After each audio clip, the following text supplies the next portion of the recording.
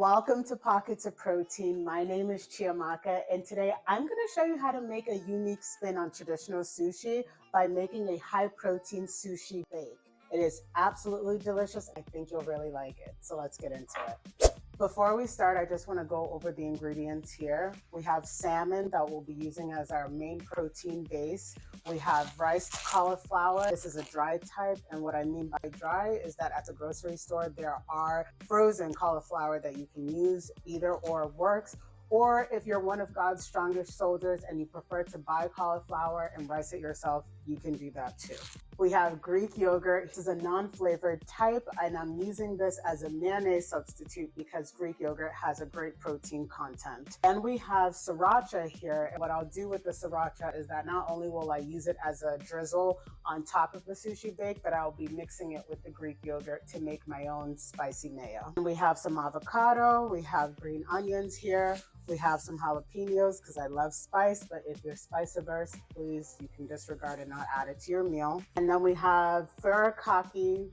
Please forgive me if I'm mispronouncing this. We'll be adding to the cauliflower rice. It has a salty, fishy type of taste to it. It's very delicious. And then lastly, we have garlic everything sauce that I'll be adding with the sriracha as a drizzle to the sushi bake. So the first step to this recipe is that I'm going to take a pan and spray it down with some olive oil, and then you'll cook down your riced cauliflower. I like to season mine with a little bit of garlic powder as well as a little bit of salt. And you want the cauliflower to cook down enough that it's soft, but it's not complete mush because it is going to go in the oven to bake. Once your riced cauliflower is done cooking, you'll transfer it to a bowl. And then from there, we're gonna add in the furikake seasoning into the riced cauliflower, making sure you're mixing it through until it's evenly distributed. Then you'll transfer the mix into a baking pan, and that will set the foundation for your bake. The next thing that we're gonna do is season our protein. So in this case, we're using salmon. Keep in mind that you can use any kind of fish you want, any protein you want. This recipe can be tailored to your liking. My salmon has skin on it, so what I will do is remove the skin and dice it up into small pieces.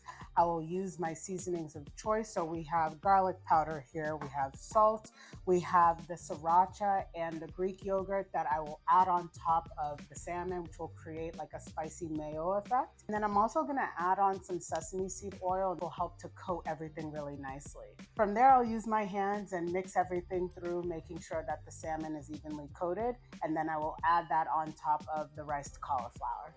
After adding the seasoned salmon on top of your riced cauliflower, from there you'll add on some condiments. So I added on the garlic everything sauce on top. I added on the sriracha. I added some black sesame seed, some white sesame seed. You'll set the oven for 375 degrees and you'll have this bake for about 15 to 17 minutes. When your dish comes out of the oven, it should look like a masterpiece. And at that point, that's when you would add on your additional topping. So you would add on the chopped jalapenos, you would add on the avocado. I even went as far as to add on some seaweed sheets, and I topped it with additional sesame seeds, both black and white. And that would be it. It's a creative, fun way of having sushi that isn't in the traditional sense, and of course, packed with protein. Now, considering that I made one small baking pan of this meal, if I were to have about half as one serving, here would be the macros. But again, depending on what ingredients that you're using, the macros will adjust accordingly.